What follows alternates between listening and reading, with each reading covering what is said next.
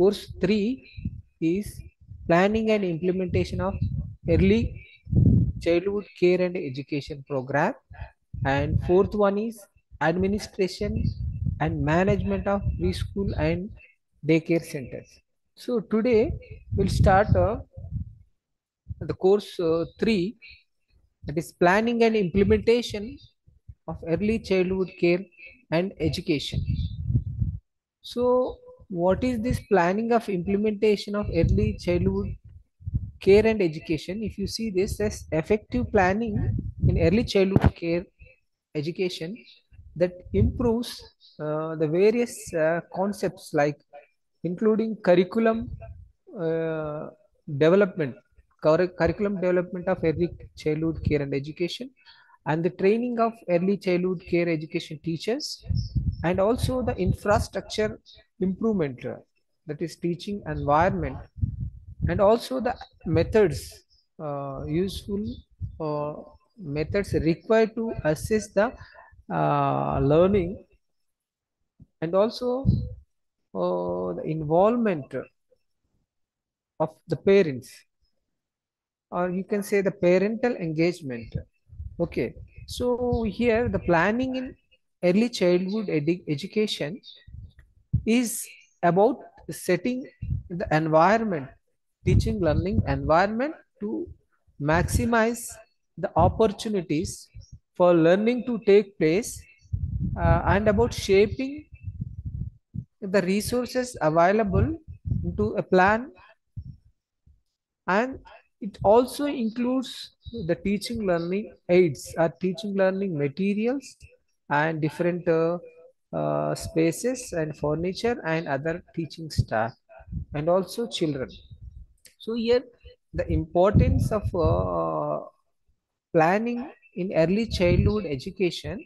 So here what is this program planning in early childhood education?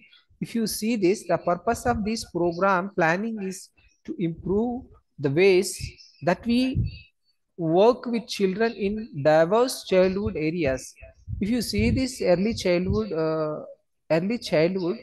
so here we can see this early childhood care and education, it focuses on the comprehensive development of children from birth to 8 years. Okay, birth to 8 years. So here ECCE programs are designed to provide a nurturing environment that supports, that helps physical, cognitive, societal, and emotional growth of children. Also, ensuring children have a strong foundation for lifelong learning, and also the children well-being. So this is about the main concept of early childhood care and education, and also the planning of early childhood education. Early childhood education.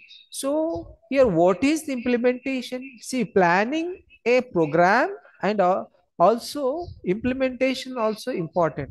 Here, planning a particular program. Say here, our program is early childhood care and education. So, how to prepare this program? What are the basic concept of this early childhood care and education, and how to implement this program in a particular area, or concerned with the children from birth to 8 years age. Okay, so what is the implementation in early childhood care and education? Here implementation, it is nothing but a process of moving an idea from concept to reality. See here, preparation or development of a program that need to uh, moving an idea from concept to reality. So here improving the child and family outcomes is a important in early childhood education. So here we have basic components in early childhood care and education. You can see here, uh, we have some concepts like health and nutrition and early learning and education, social and emotional development, physical development, parental and family engagement. So here, what are the main objectives for this early childhood care and education? See here, holistic development. One is the holistic, one objective is holistic development of child, and also school readiness. This is second objective, and third one is health and well-being of child, and fourth one is equity and inclusion of children. So here these are the main objectives for early childhood care and education. Early childhood care and education. So here, see, these early childhood care and education promotes overall development of children, which include physical, cognitive, social, and also emotional aspects. So these are the concepts including the holistic development. And the second one is school readiness, whether the child is ready to learn or is ready, readiness. This is also very very important when you try to join your child uh, in a play school. Okay, play school. So here readiness is important. So prepare children for formal schooling by developing foundational skills and knowledge, whether the developments like physical development and social develop physical development, cognitive development, social development, is emotional aspects are properly occurred or not. These things need to understand as a teacher or a teacher educator or a early childhood care educator. Early childhood care education educator need to know, need to understand the readiness and also the child developmental stages of children. Also we need to, he or she, the teacher need to know. So here the school readiness also important. And third important aspect also, here we have health and well-being. So this early childhood care and education ensures children's physical health and also the emotional well-being. The health is also one of the most important aspects for child. If child is ill health, not well, then is not able to understand, not able to grasp whatever the teacher tells or whatever the teaching takes place in a formal school setting. Okay. So here the fourth one is, fourth objective is equity and inclusion. Equity and inclusion. So here early childhood care education program provide equal opportunities for all children, regardless of their socio-economic background, gender, and or abilities. See, children are different abilities. Okay, some children learn very easily by seeing, by observing or watching. Okay, some children by listening they can understand, they can learn, and some children by touching. This is kinesthetic type of learning. Okay, and also teacher students have different abilities, skills. Okay, so here the main objectives for early childhood care and education, we have holistic development, school readiness, health and well-being, and equity and inclusion. Okay, so we have five more key concepts or key components of early childhood care and education.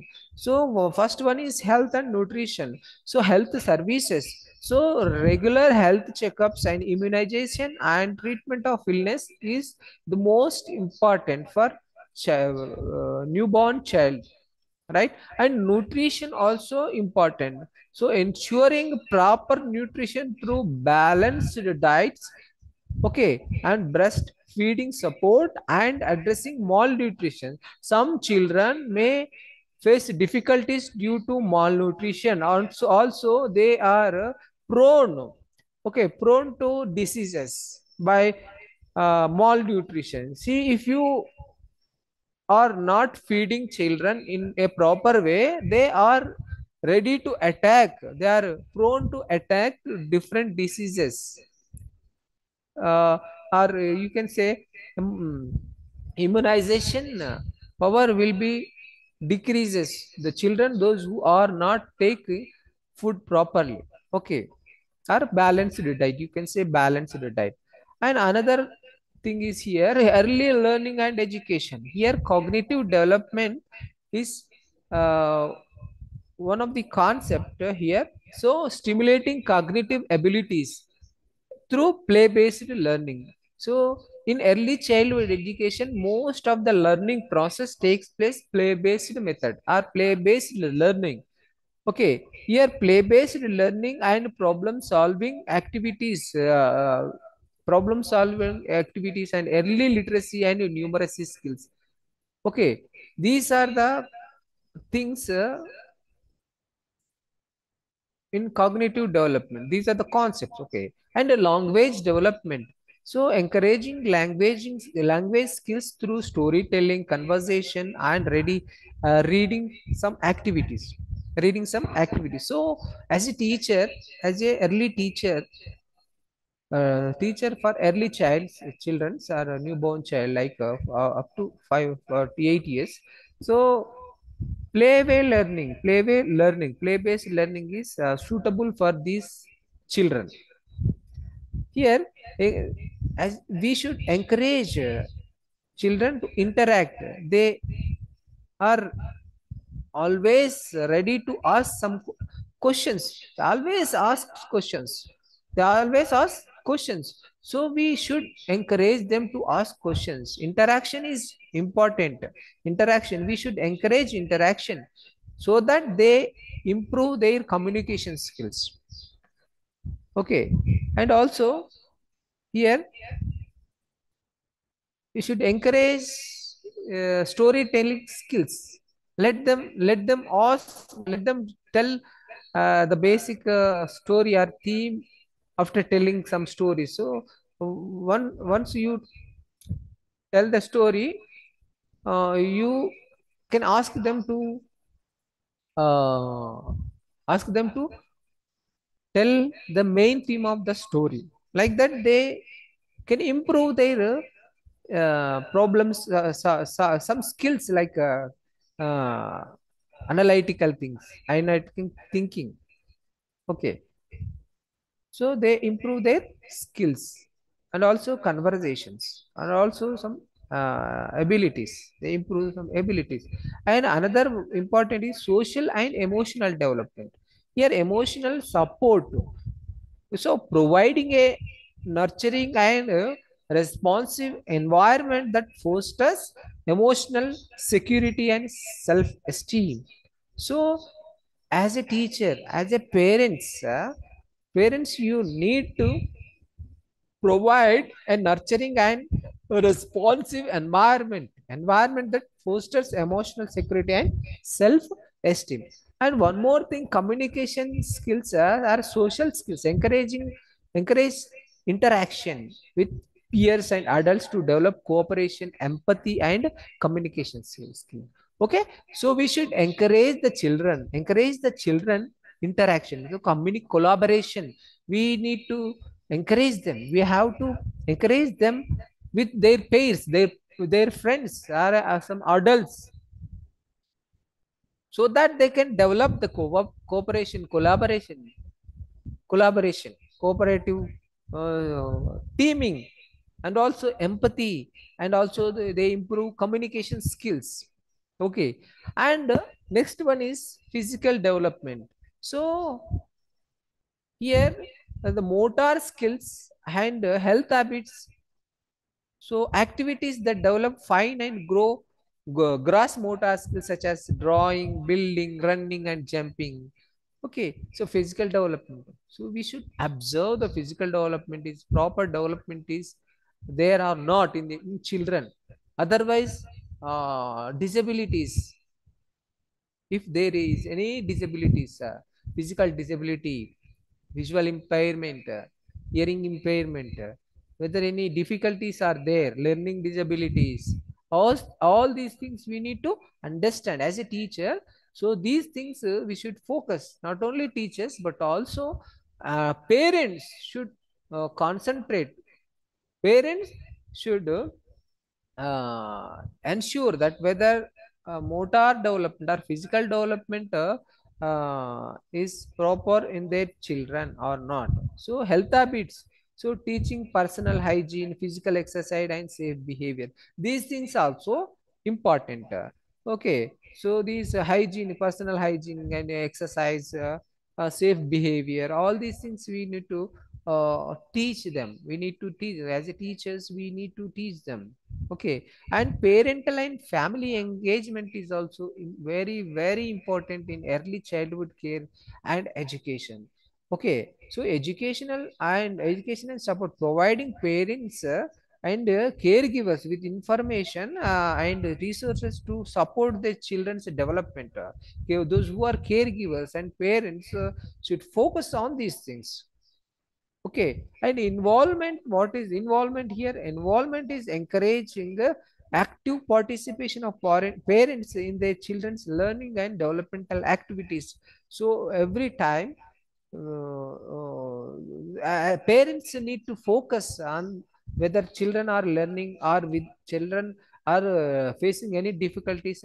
Some children may have some learning disabilities like dysgraphia, dyslexia. All these are the learning disabilities, learning difficulty. You can say learning. So differently abled children. Some children are very active children. Some are very dull students. So all these things we need to focus in early childhood care, because here this is the foundation stage, right? So here these early childhood care, this stage, this stage is the basic foundation for lifelong learning and also their well-being. Okay, so what are the different approaches helpful in early childhood care and education? So we have different approaches like integrated services, community based programs, and curriculum design. Okay, I'm sorry, play based learning. All these are different approaches. These are some approaches helpful in early childhood care and education. Early childhood care and education. If you see this integrated services, so these integrated services like comprehensive programs and collaboration. So in combining health and nutrition, education and social services to address the multifaceted faceted needs of children. And what is collaboration? Collaboration working with various sectors, including health, education, social services, and community.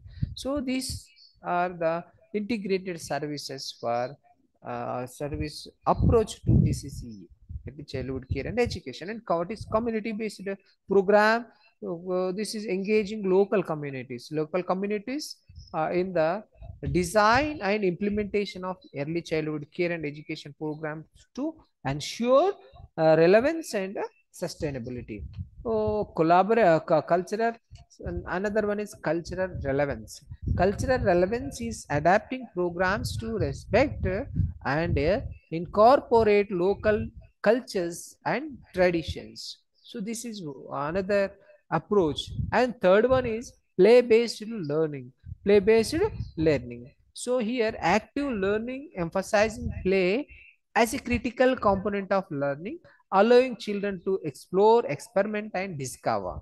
So let the children play as a critical component of learning and allowing children to explore and experiment and discover. This is a kind of active learning. In this active learning, children learn very easily by exploring, experimenting and discovering a new thing, new knowledge. And child-centered approach, this is focusing on interests and needs of children to guide learning activities. So generally in child centered education, the more emphasis would be on children rather teacher. So teacher as a facilitator, teacher as a guide, teacher facilitator the learning environment, he ensures children uh, learn without any burden, without any burden. So here planning of early childhood care and education, how to we have already seen that here, that is planning and implementation of early childhood care and education. So in this course, okay, in this course we have already seen the basic concept of basic concepts. Hmm, 1 second.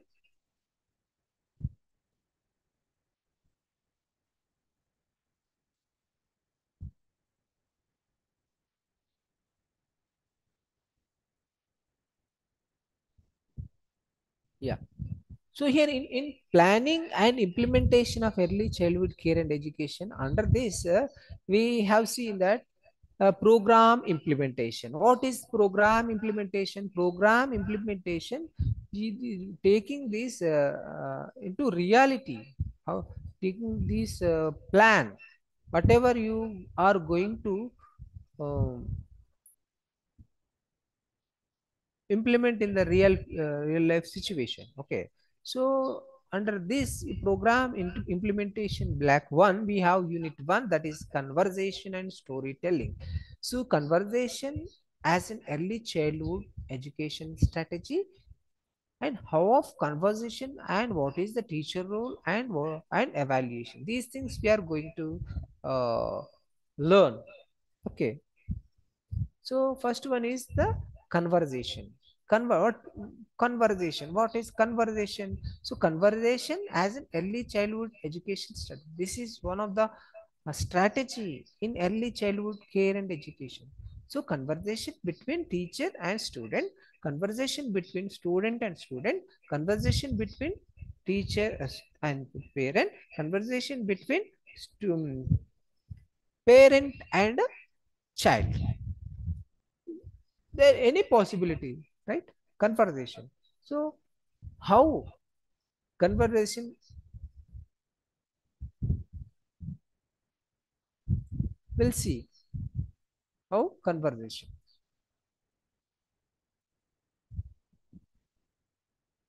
what are the requirement for a better conversation. I can say the communication. Okay, you can say the communication, you can say the communication.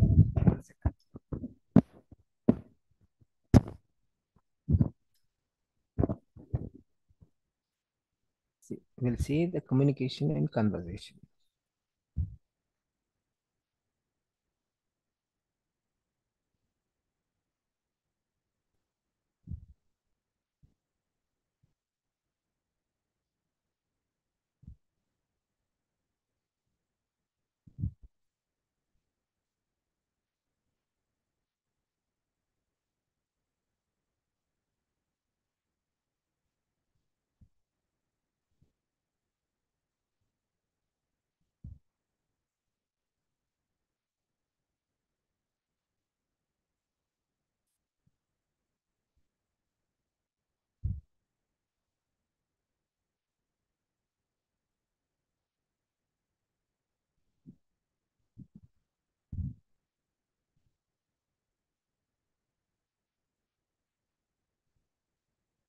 One second.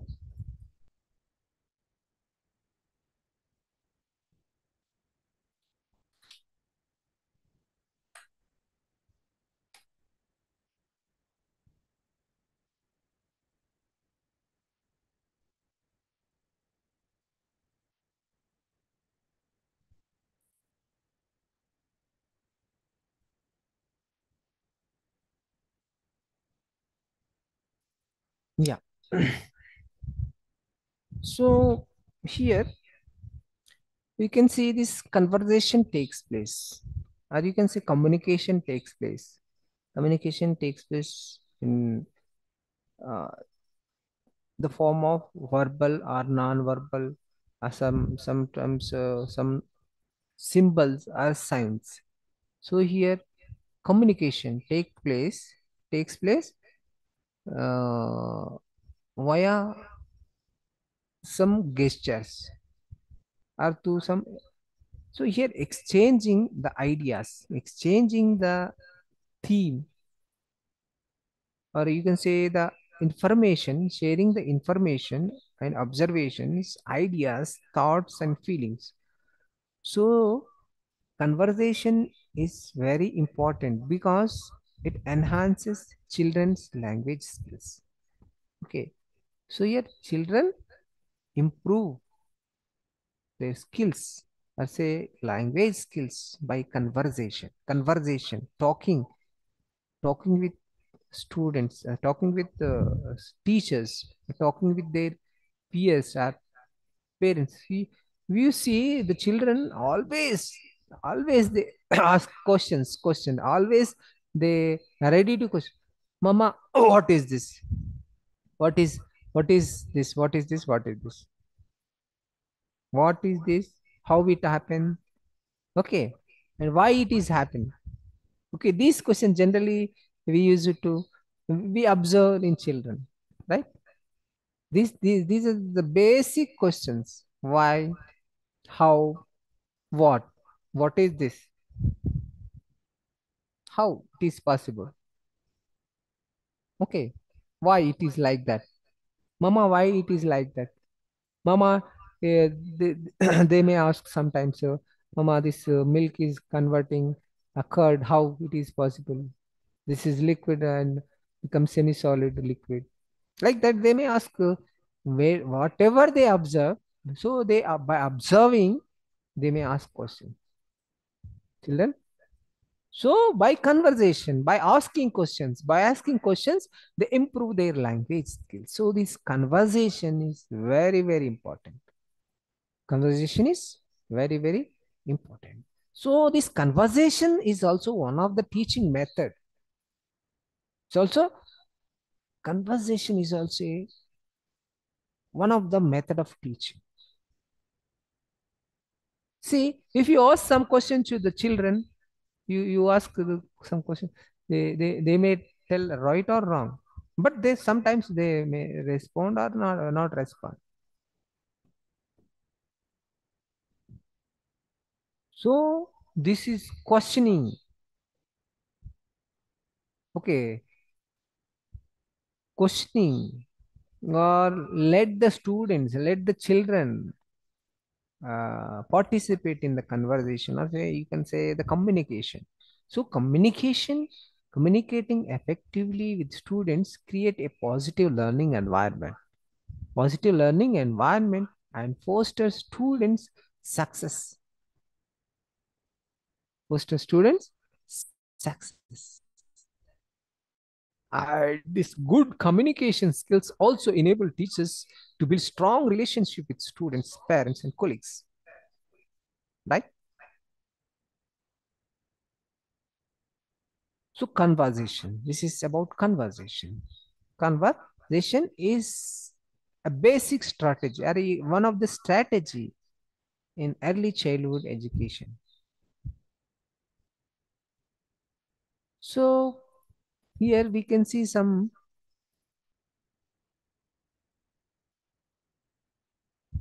I will show you.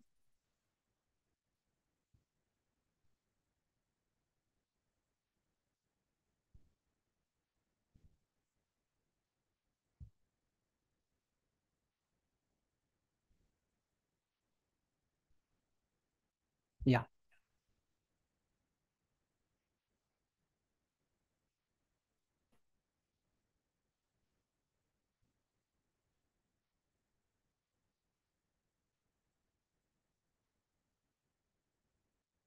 So for effective uh, communication, effective communication,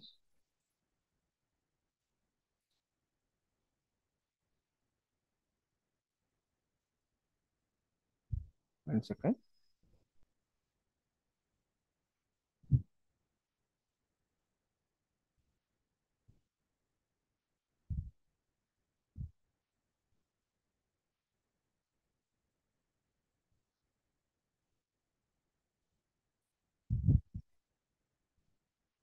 So yeah.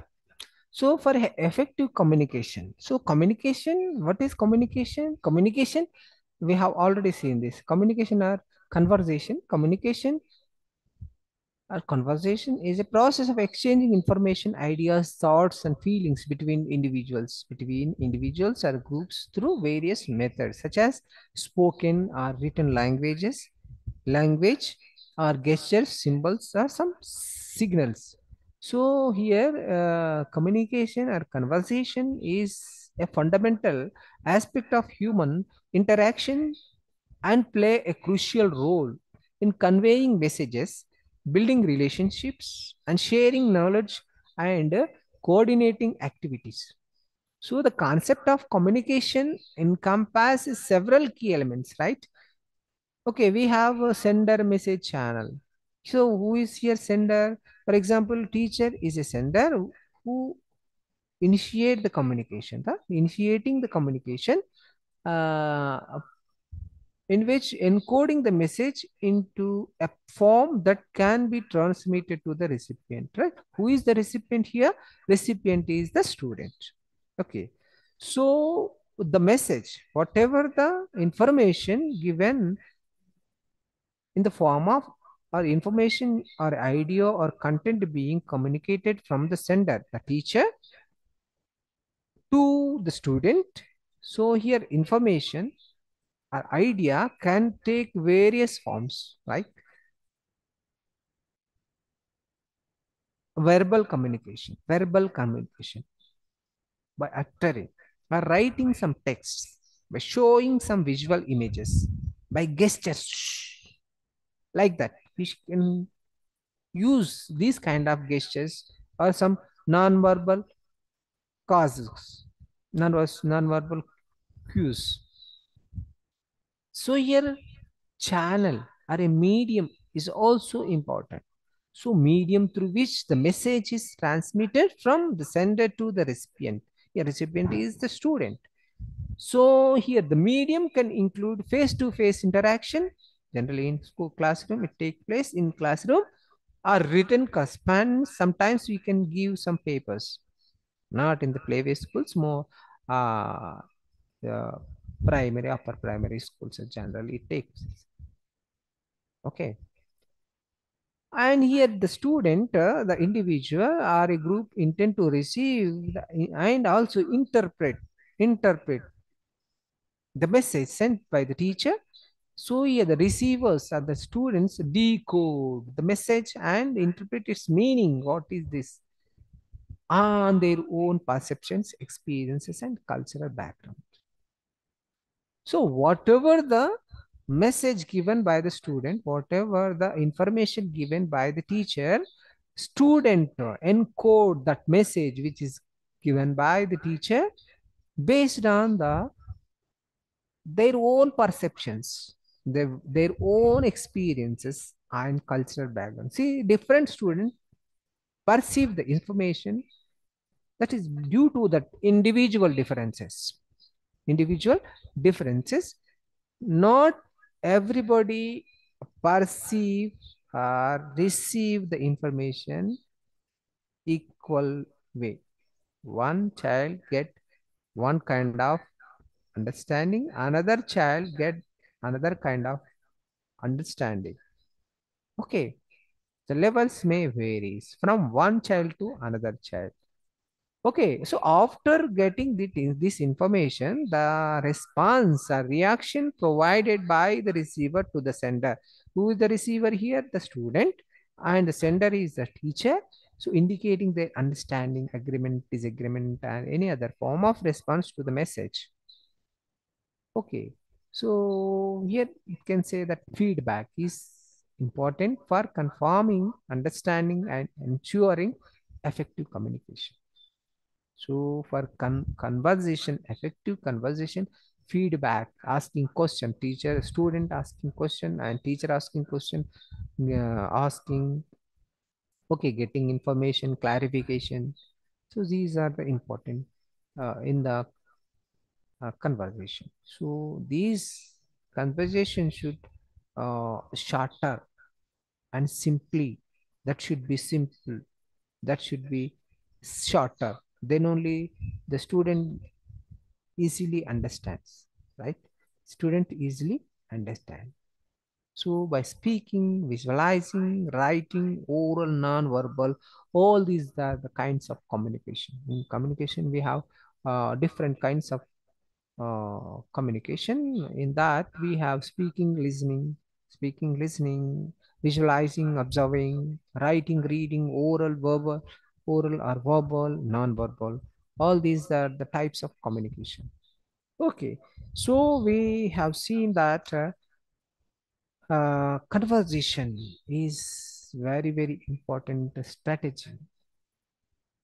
So what is the role of teacher in this conversation? Role of the teacher, or you can say teacher's role. Teacher's role in teacher's role in storytelling and conversation. Storytelling in conversation, we'll see. So the if you see this role of teacher in conversation and storytelling, right? So why these stories are uh, important in the communication? Because stories are very powerful communicators that that make the children attentive, alert, alertness, attentive. Okay, so this is very powerful tool. Storytelling method is a powerful communicator of information or conversation. In fact, story is the history of language teachers in the oldest technique. Okay. So what is the role of teacher in storytelling? What is the role of teacher in storytelling? In storytelling, or you can say in the pedagogy. So the teacher need to create a congenial learning environment, classroom. So teacher can create opportunities for students to enter the stories. So internalizing. Okay. So student can imagine, internalizing. They can internalize, okay, in the story. So here, teacher create the opportunities for students to enter into the stories. That curiosity. So, as a teachers, when you tell the story, generally stories create the curiosity, interest. Okay, so here creating opportunities for students to enter into the stories of the people, a student, may happen through different studies, or you can say this is simulating simulations.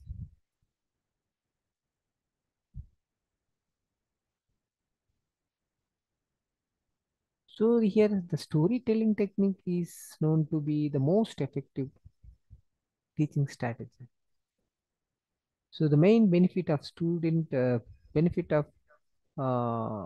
the storytelling techniques are high motivation, active participation, the boost of creativity, cooperation between children, deepening the understanding of the subject or the concept, and increase the attention span.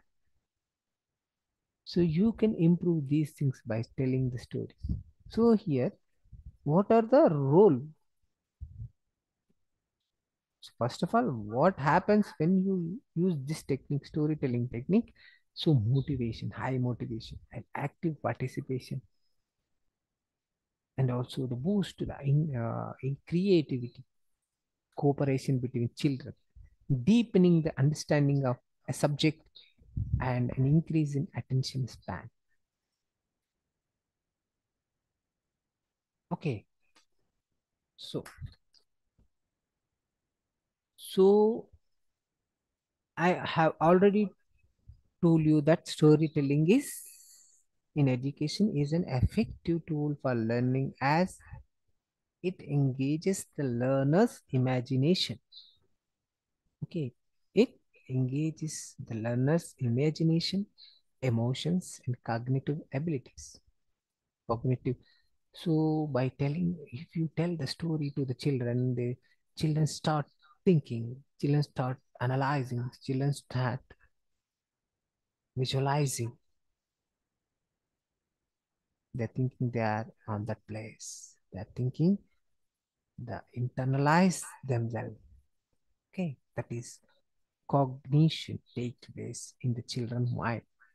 That is nothing but improving cognitive ability. So by using stories, teachers and educators can capture the learner's attention and convey complex ideas. Sometimes if you want to tell a complex thing to the children, very easily you can in, tell the complex into very simpler way by telling the stories, which is a more relatable and understandable way by using this storytelling technique. Storytelling technique. Okay. So here,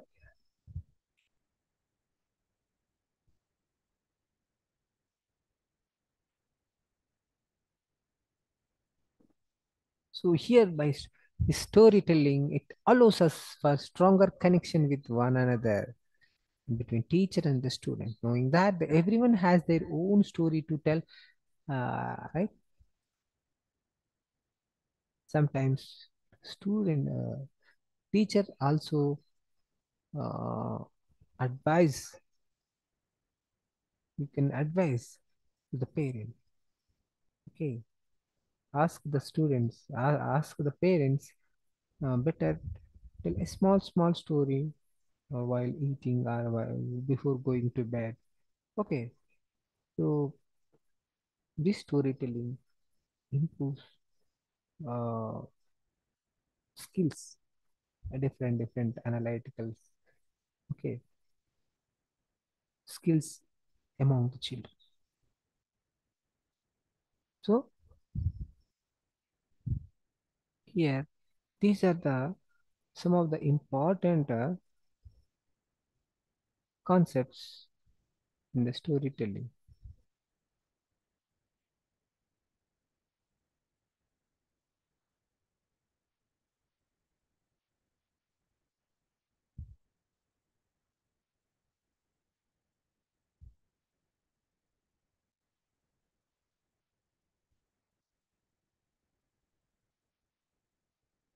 One second.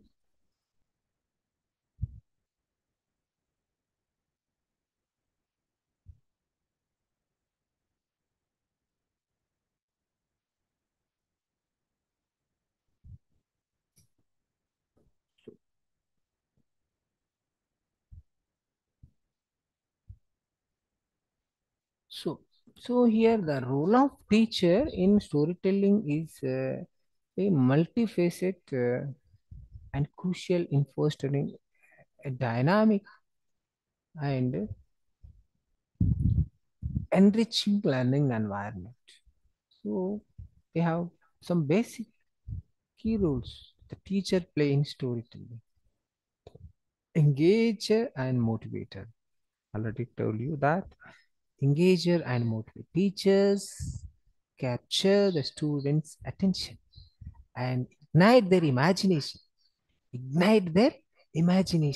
through engaging storytelling. If you tell the story, the imagination, they imagine, the students imagine themselves, right?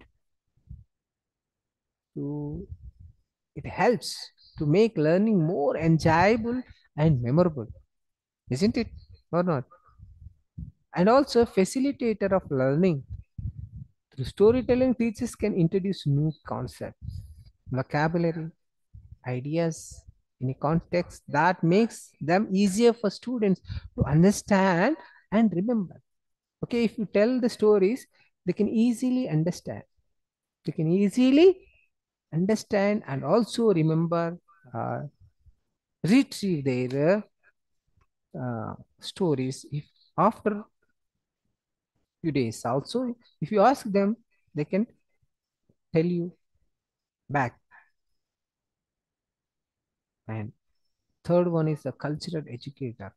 So teacher use stories to explore students to different cultures, traditions, and perspectives, promoting cultural awareness. So you can aware the children by telling stories about the cultures, traditions, perspectives. So you can promote the cultural awareness and empathy.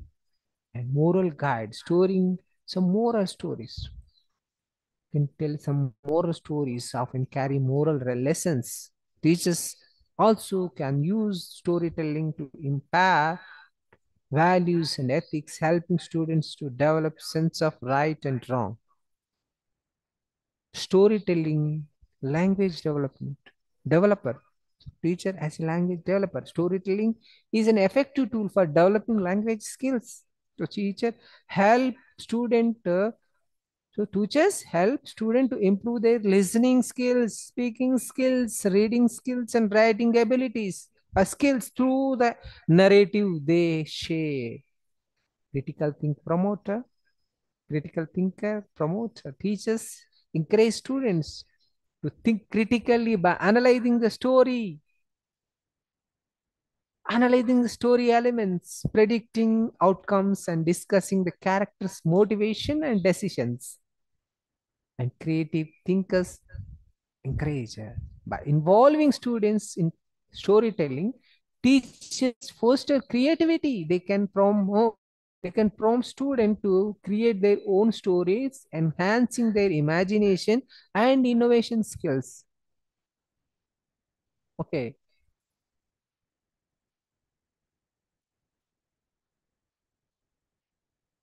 And emotional connector. Storytelling helps in building emotional connections between the teacher and the students, as well as among the students themselves. This connection enhances the learning experience and creates a supportive classroom environment. So, memory enhancer. Stories are the powerful mnemonic devices. Teachers use stories to help students remember facts and concepts while liking them to memorable narratives. And problem solving. Through stories, teachers can present problems and dilemmas that require students to think about solutions, thereby enhancing their problem solving skills. Another one, interdisciplinary connector. Teachers can integrate storytelling across various subjects, making connections between different areas of knowledge and showing students the interdisciplinary nature of learning. So assuming these roles, teachers make storytelling powerful educational tool that enriches the learning experience and supports the development of a wide range of skills in the students among the students.